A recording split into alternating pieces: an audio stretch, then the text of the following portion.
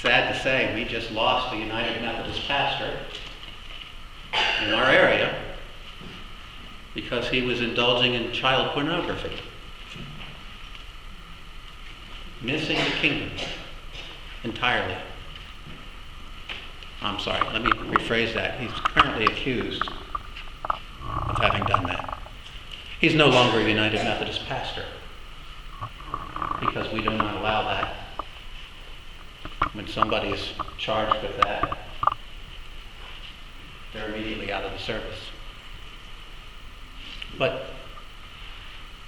these kinds of sins against people still continue. They're not something that is buried 2,000 years ago, but they're part of our lives today.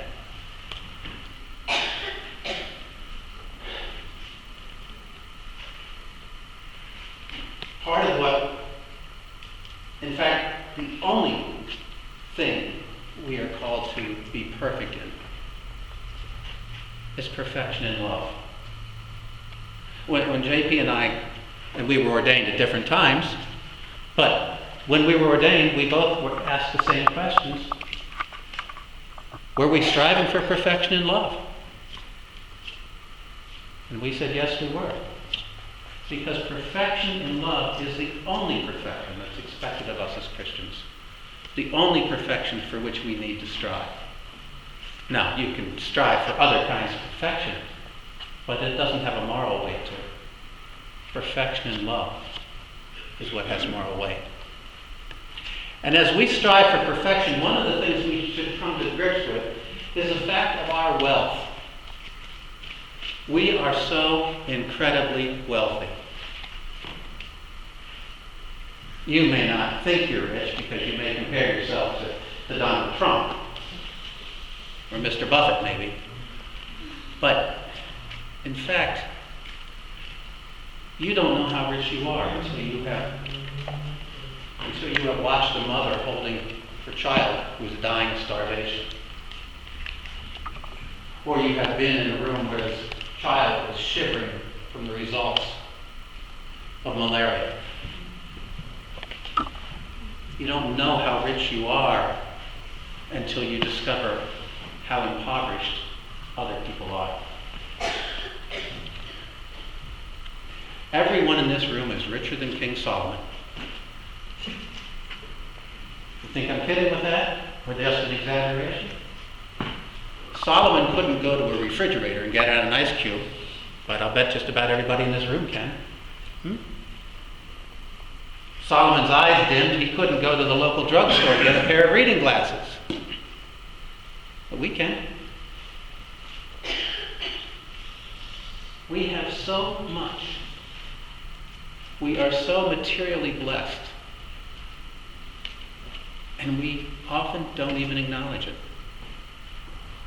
We don't see it. It becomes a kind of insulation between us and the rest of the world. When I was in the Philippines last time, I watched children in open sewage retrieving things for recycling to make money. When I was in the Congo, I watched people laying a plank over an open sewage line, a ditch, and setting up a shop where they were selling bread right on top of open sewage.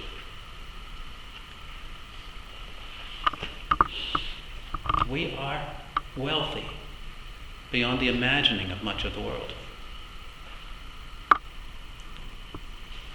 I don't share that with you because I want you to feel guilty. No reason for you to feel guilty.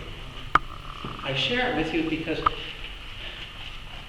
if you would see the offerings, the dancing, the singing, the joy in the churches in the Philippines, but more particularly in Mozambique, in Congo, in Zimbabwe, in Sierra Leone, the joy that comes from people knowing that they depend upon each other and need each other and aren't self-sufficient and don't have this myth that they lie about with each other about how we need to do it on our own because we all pulled ourselves up by our own bootstraps. I always want to ask, when somebody tells me that, who changed their diapers if they did that themselves when they were infants? Because we all depend on each other, don't we? We all need each other. And we are meant to need each other because we are all children of God. We are all children of the Most High. Well, I'm now senior benediction, but I'm still going to close that way. My typical benediction when I'm the pastor of the church, it says the visiting fireman, is I go to the pulpit where the Bible is open, and I close the Bible. And I say these words: we close the Bible in order to be reminded that the only scripture most of the world will ever read is the scripture of our lives.